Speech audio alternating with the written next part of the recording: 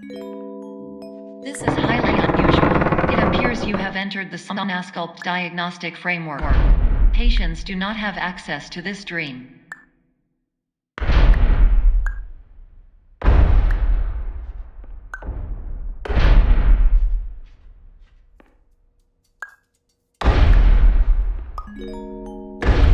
Diagnostic warning. Unrealistic use of dream objects may result in dream integrity fail states.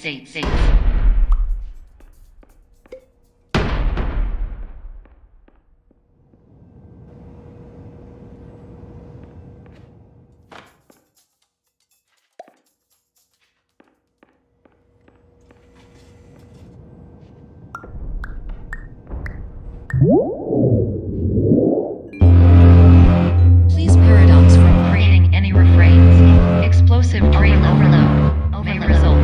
Please paradox overload.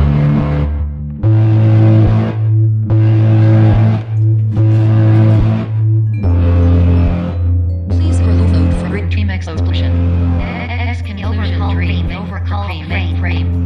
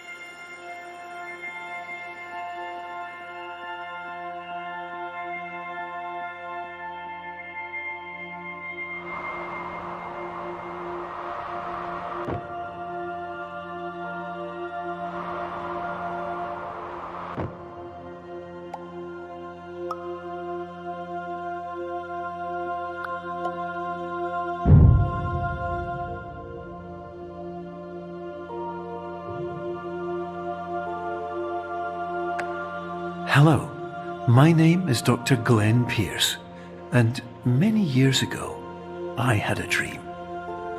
I found myself in a place where I understood that each of us begins as nothing, where everything I perceived was shaped by seeing it exactly the way I wanted to.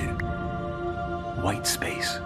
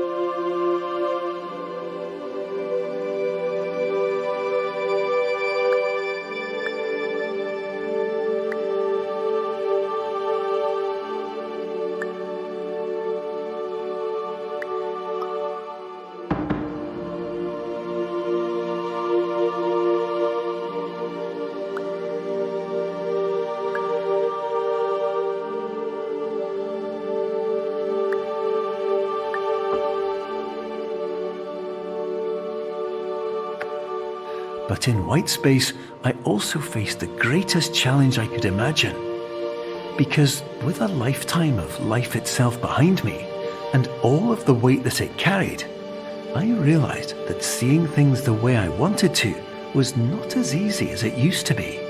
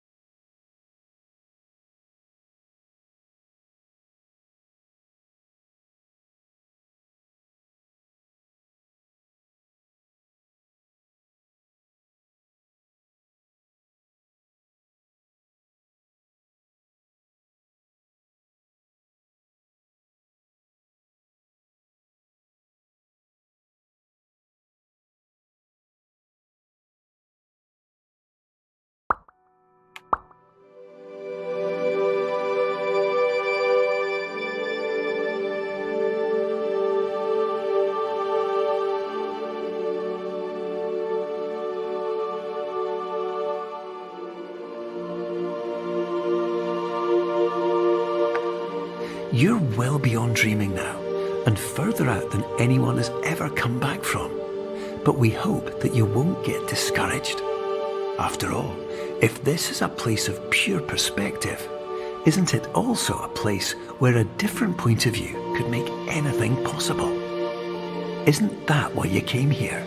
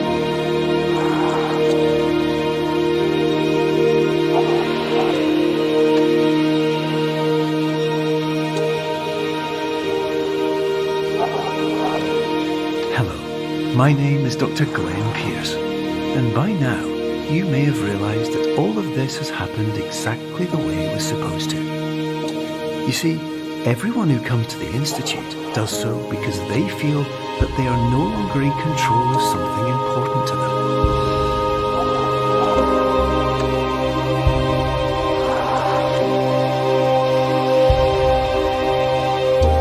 But more often than not, the problem is not that the problems we face can't be solved.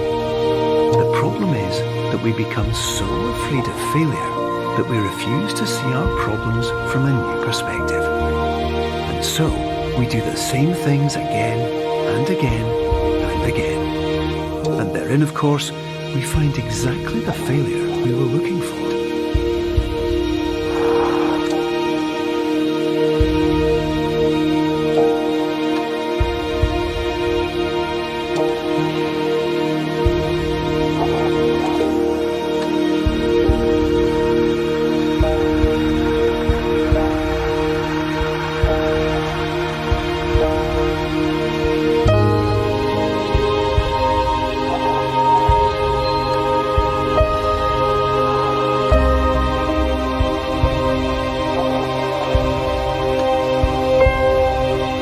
Your life will always be a struggle, and you will always have problems. But today, you have the chance to see things differently. Even though it meant facing obstacles that seemed impossible at first, you thought outside the box, and you overcame them. Because you saw things from every angle, you understood them for what they really were. Because you kept moving forward, no matter how far off the path you were told you were headed, or how unexpected it became, you found your way.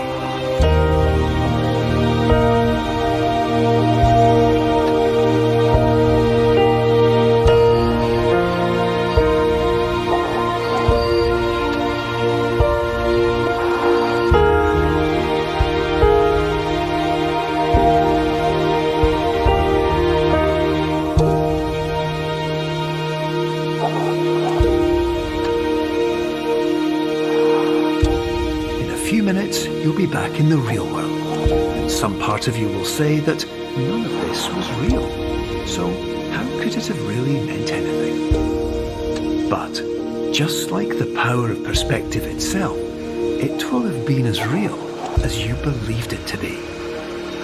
All you've got to do is wake up.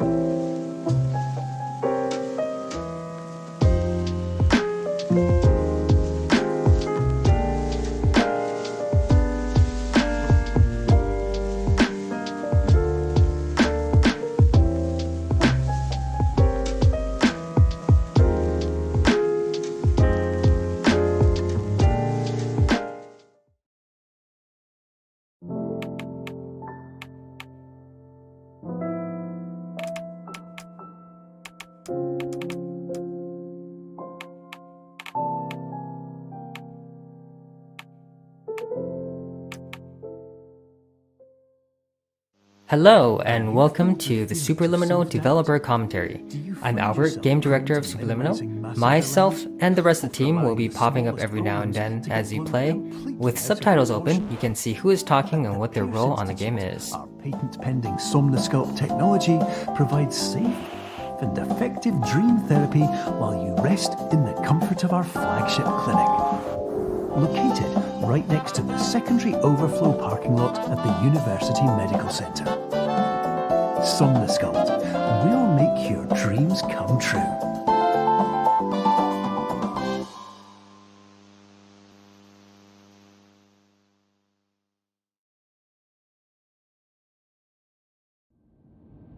Hi, my name's Chris.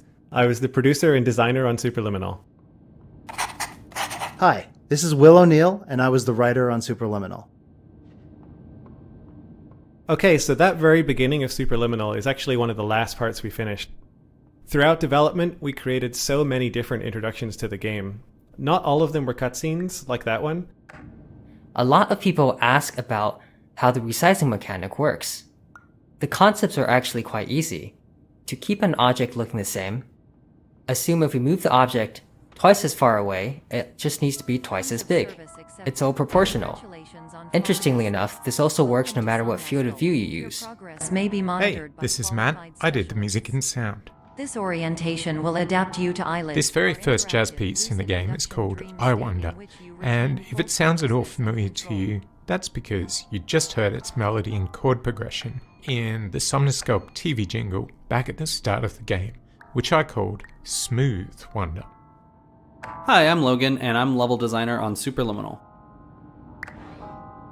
A difference with the main resizing mechanic in this game is how much freedom it gives the player. This puzzle is a good example. In most puzzle games, if you put an object on a button in this scenario, the object doesn't need to be moved anymore. The key to unlock the door removes the key from the problem space. But unfortunately, in our game, you can just turn around and grab the object from any distance away. Therefore, we've gotten good at adding barriers in many places so people won't carry an object through all puzzles forever. Confirmed. You can move freely, interact with surrounding objects, and listen to messages from your patient care team. Hi, my name is Alex, and I perform gameplay programming on Superliminal. And that my voice has been explicitly chosen. When I joined the project, there weren't really any menus except the absolute bare minimum to get the player into the game, and there wasn't any keyboard support either. So the first order of business was to add proper mouse and keyboard support to the title and pause menus. The hardest part was supporting switching between the two on the fly, because you never know when the player is going to do it, and it could lock them out of the game. With that foundation laid, I started working on controller support. In terms of the menus, there wasn't much work to do. The pad basically acts like a keyboard. But gameplay was quite a different story. As we approached launch, we all agreed that controller support wasn't quite up to par, and so we shipped without it, adding it around a month after launch. During eyelids, you will lose the To make controllers feel as good as mouse and keyboard, I wrote a bunch of code to modify how controller input is interpreted. For mouse and keyboard, input is more or less one-to-one mapped to player movement. So you move the mouse and the camera turns. But that doesn't feel good with controllers. Trying to pick up a very small object, say a chess piece, to be quite finicky. In the end, I made it so looking around accelerates the longer the stick is pressed, and behaves differently based on whether you are looking vertically or horizontally, and also while you are holding an object. Probably the biggest change was a quote-unquote auto-lock feature, which draws the focus to a grabbable object as your cursor gets closer to it. All these changes culminated in controllers feeling much more accurate and satisfying. In our corporate priority tetrahedron, a variable degree of force can and will be authorized to ensure patient safety. Please return to the orientation pathway.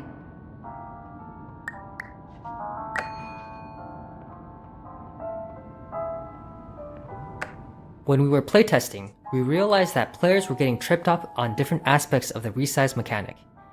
So we tried to make each puzzle in this level teach a specific action. The cheese puzzle is our way of forcing players to make something from very small to very big, and the puzzle after that is the opposite. This broken window puzzle is to teach you how to make things small and fit through a hole, but at a distance, so you can't simply walk up to it. All environments perceived during eyelids should reflect a typical mental state. If you believe your mental state was compromised by Somnasculpt, please provide a comprehensive, rational explanation in your post-procedural survey. Completed surveys may be eligible for a gift card. We had this looping hallway for a while, but it was very nondescript and players got confused on where they were and they would get turned around. So our artist Steve helped mock up some windows and landmarks so people can tell where they are. Our core game mechanic is so novel that we immediately drew comparisons to other quasi-sci-fi puzzle games. And since our game is about playing with and subverting expectations, we wanted to lean into that and start the first level with a kind of test chamber aesthetic and immediately break that going forward. Narratively, this space is what Dr. Pierce planned to have his dream therapy program look like before it all went wrong.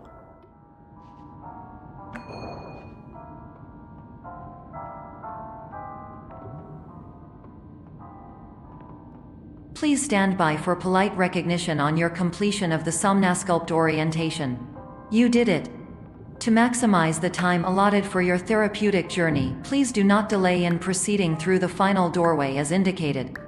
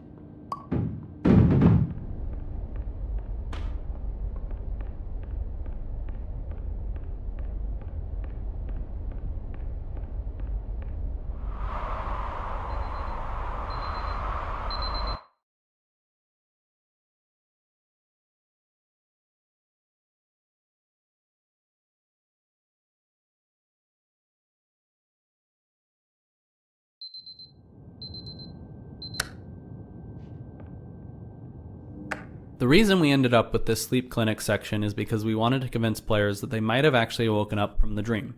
So we don't have any dreamlike mechanics you can play with until you get to the vending machine. We want the first moment of people walking into this hallway to feel different from other first-person puzzle games. This hallway is designed to feel surprisingly warm, which helps make it feel a little bit surreal. So my brief for the jazz part of this soundtrack was always to do my best to emulate the iconic solo jazz piano sound of the great Bill Evans. For that, I listened to an album called Alone. My process was to try to compose my own superliminal jazz standards. I fleshed out the first chorus and melody. Later on, I workshopped and recorded with my good friend John Reeves. And I'm so glad I did because his piano skills are so much better than mine.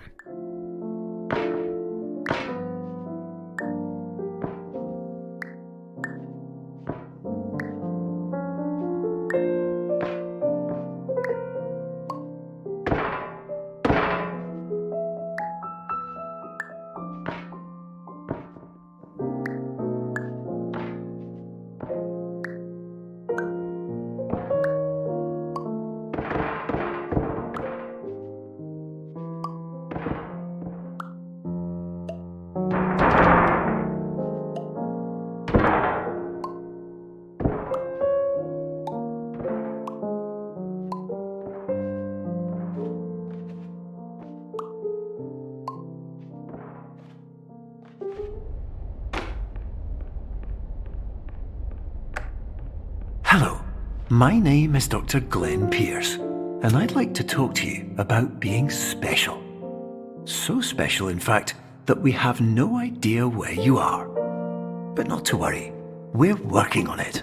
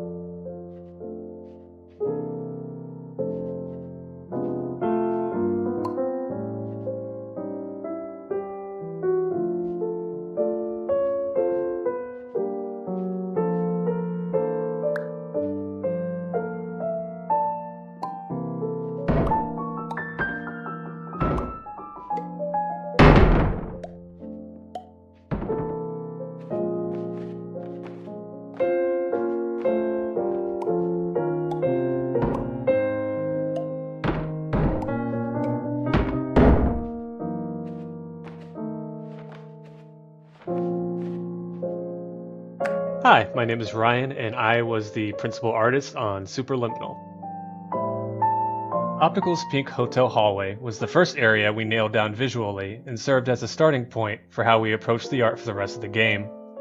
We wanted enough decoration for it to be interesting to the player, yet it couldn't have too much visual noise, or else the player would get lost and overwhelmed. We made interactable objects the complementary color of the surrounding environment, which helped them pop more and feel more important. After we were happy with how this part of the game felt, the rest of the locales came together much quicker, and we required less iteration.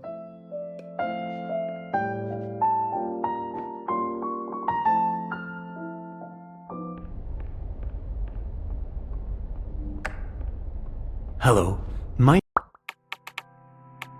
name.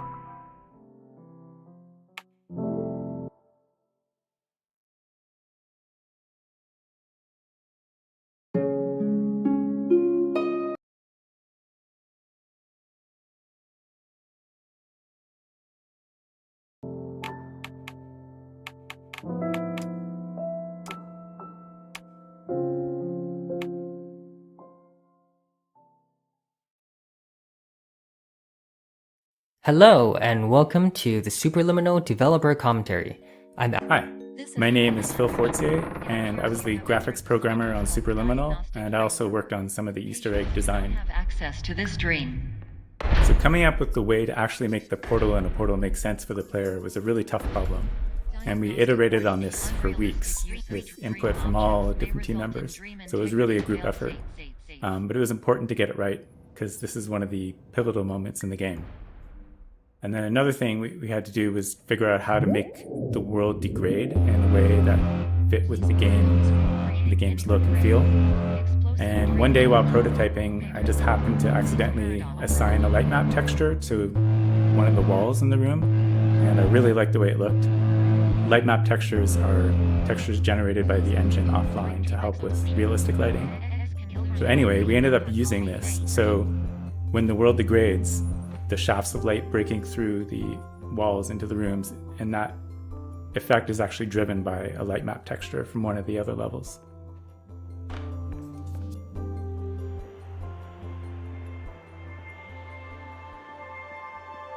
This spatio-temporal moment of wonder is brought to you by the very long but invisible rectangular portals tucked behind these empty windows, looking out into other parts of the level you may soon travel to.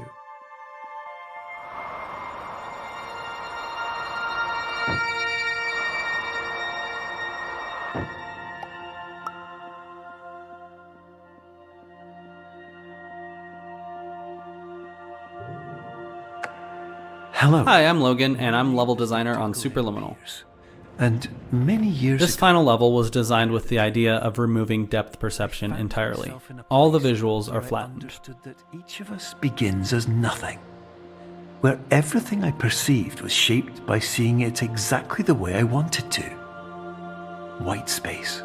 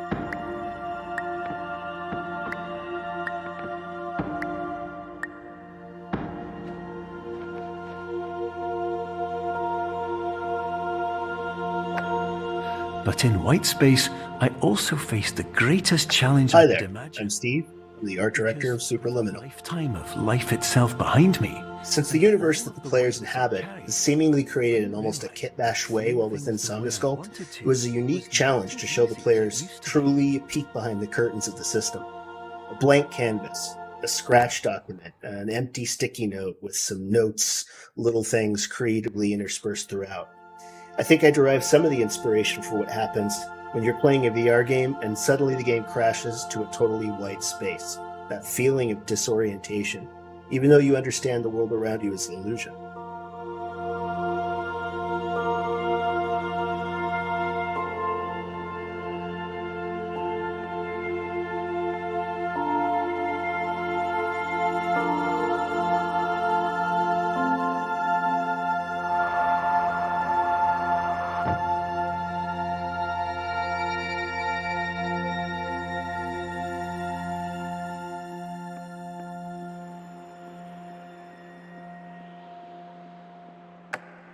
You're well beyond dreaming now, and further out than anyone has ever come back from. But we hope that you won't get discouraged. After all, if this is a place of pure perspective, isn't it also a place where a different point of view could make anything possible? Isn't that why you came here?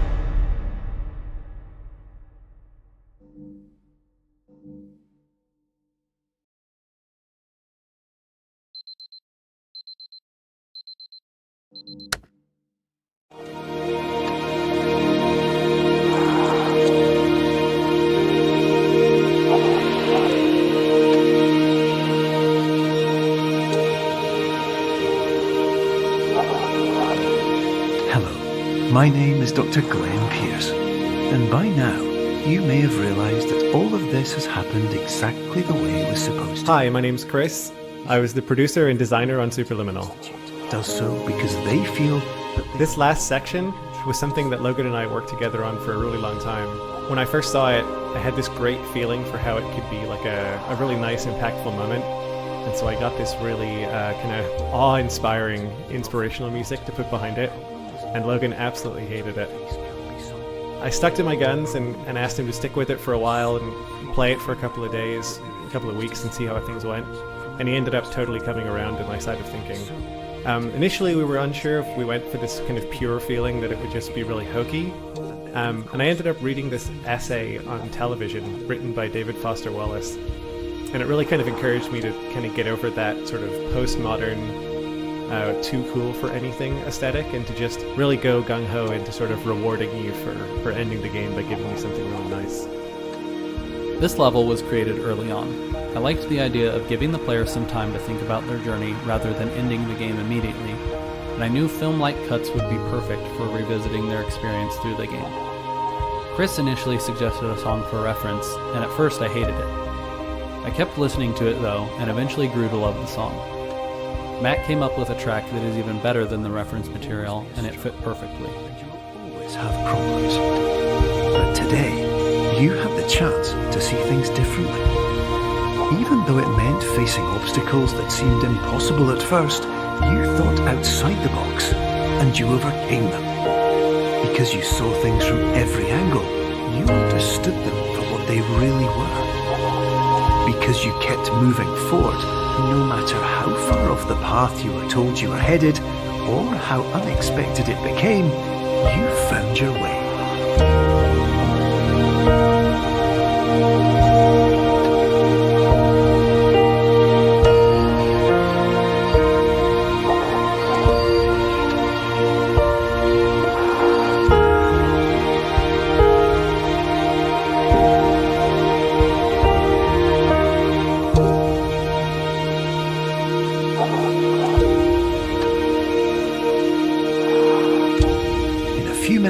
You'll be back in the real world, and some part of you will say that none of this was real, so how could it have really meant anything? But, just like the power of perspective itself, it will have been as real as you believed it to be. All you've got to do is wait up.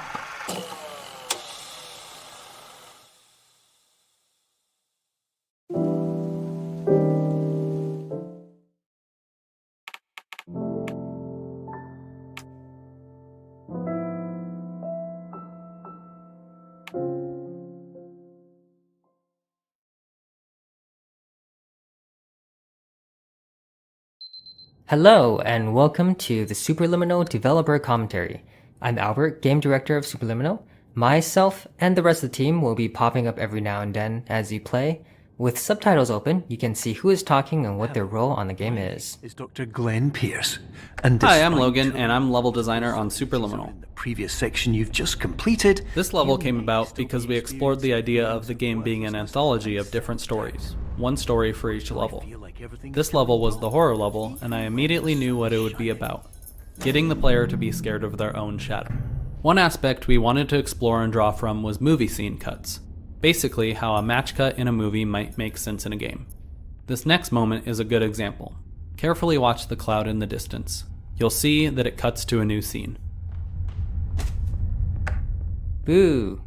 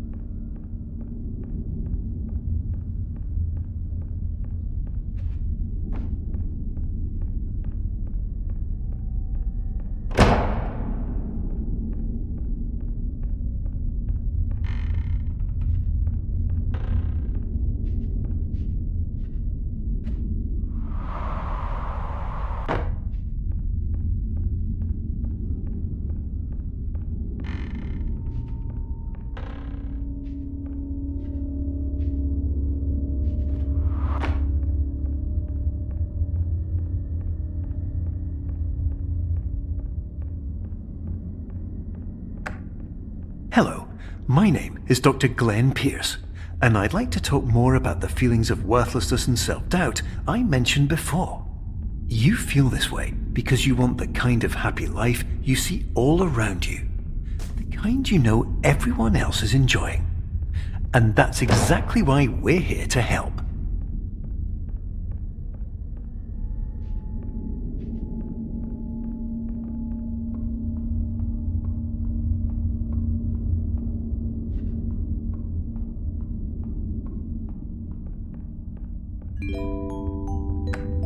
The object used in this puzzle was originally a flashlight, but unfortunately, because of how the mechanic works, it always placed the flashlight at the end of the room, which is not a particularly useful position for a flashlight. We tried a couple of things, but finally decided to switch to an object that could glow from both ends.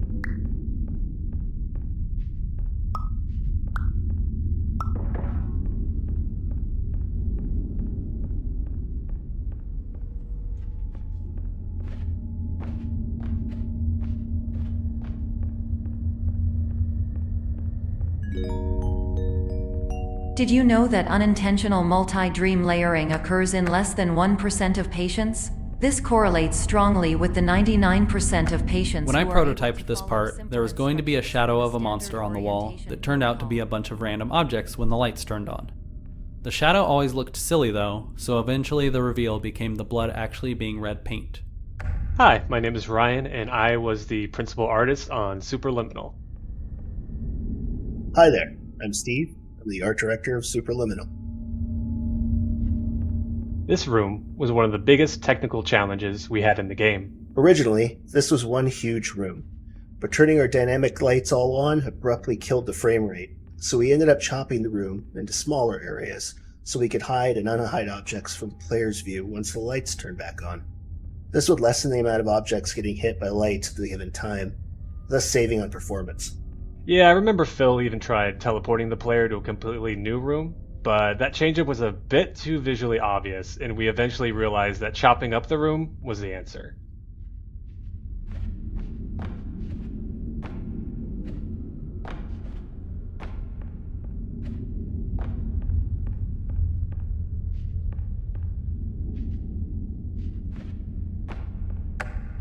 This room was one of the biggest technical challenges we had in the game. Originally, this was one huge room, but turning our dynamic lights all on abruptly killed the frame rate, so we ended up chopping the room into smaller areas so we could hide and unhide objects from the player's view once the lights turned back on.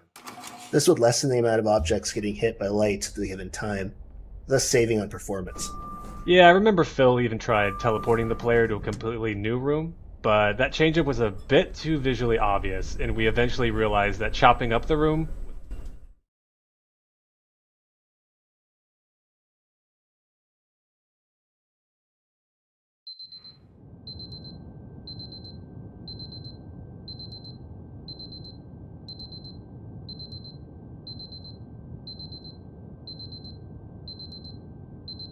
We wanted to do a unique alarm clock for each level, but this is the only one that survived that idea.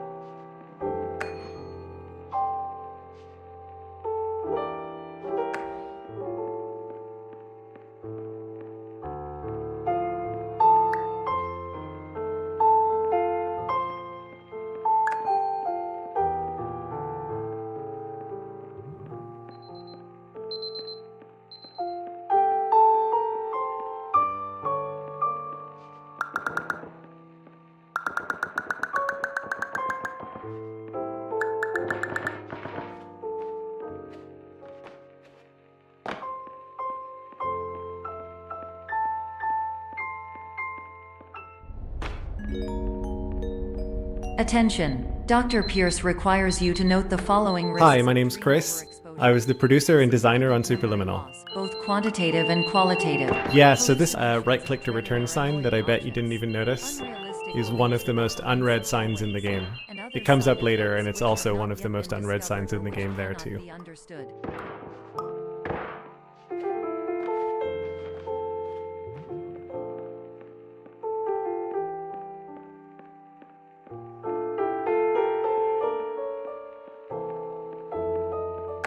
Let's talk about the smiley face. Because our goal was to break people's expectations, we prototyped a lot of weird moments like these. Some of them didn't work because they felt too meta. They would actually take people out of the game experience. This one, however, stayed because it was just subtle enough and playful enough that you could see it as a bout of insanity. Aside from the core resizing mechanic, I think cloning the objects is one of the more immediately enjoyable mechanics that we put into the game. When we ran playtests, this one would always have people smiling.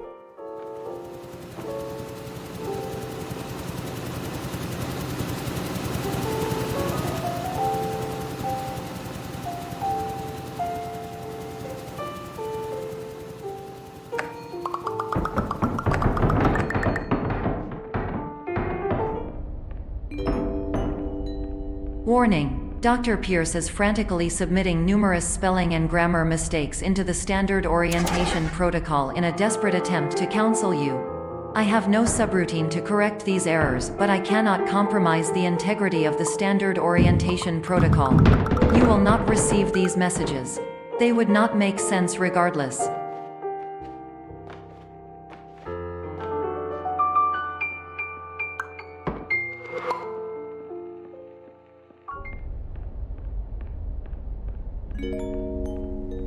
Attention! Dr. Pierce continues to input significant errors. Players may notice the motif of the repeating purple hallway found throughout Clone. We wanted the player to have this feeling of, have I been here before? This seems pretty familiar. But we didn't want it to be too easy, or to be 100% unclear. So we introduced differences such as lighting, prop placement, and hallway length. That way, for most players, it was something chewing away at the back of their mind.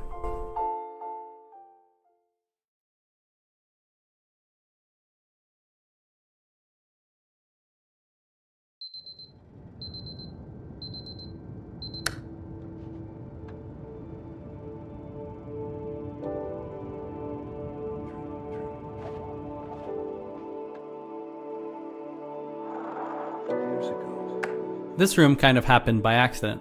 We originally just put a cloud video texture as placeholder as a way to expand on the cloud motif. It ended up working so well and fitting the tone so well that we made this a private theater room in the sleep clinic. It evokes a nostalgic and relaxing but slightly creepy feeling which seemed to fit the game perfectly. After a prolonged absence, please continue to do whatever you did most recently, and discontinue whatever you were doing immediately prior to that.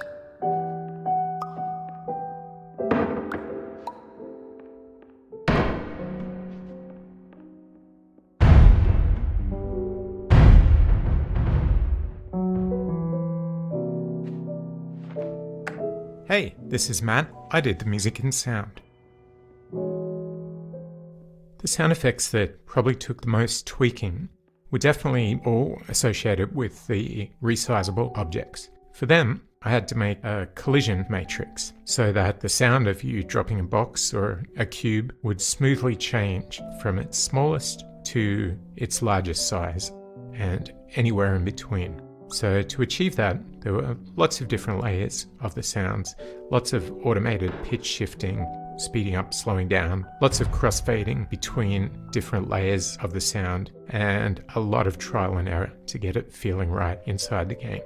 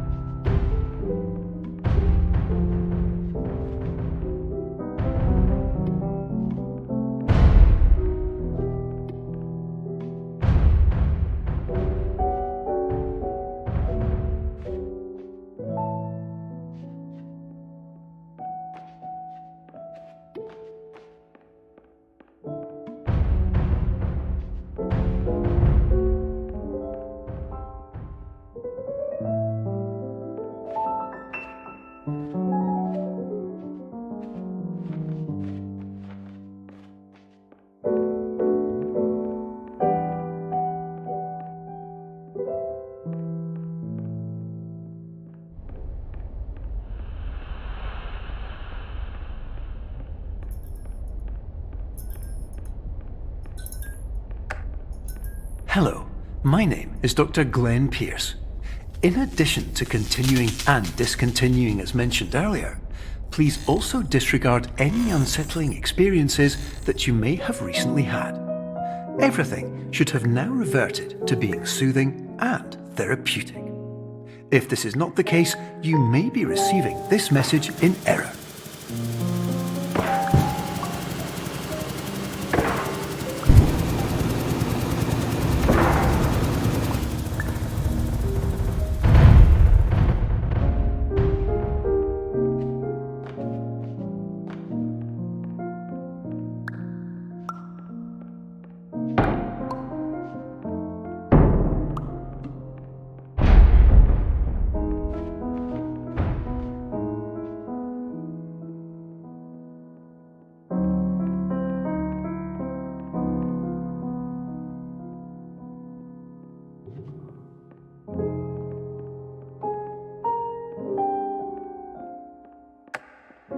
Hello, my name is Dr. Glenn Pierce, and I'd like to read you my favorite inspirational quote by me. This puzzle existed for a long time, but it took a while to figure out what the art was going to be because the bouncy castle used to just be a weird L-shaped block.